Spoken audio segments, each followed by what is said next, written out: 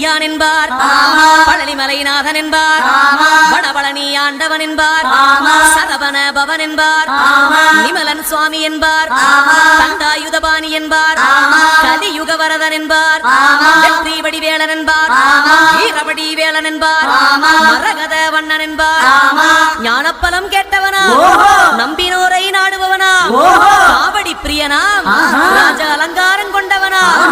ஆண்டியாய் நின்றானா, ஆனால் செல்வத்தை எல்லாம் கொடுப்பானா, அப்படிப்பட்ட முருகனவன் ரொம்ப ரொம்ப சின்னவனா சுவாமி. சின்ன சின்ன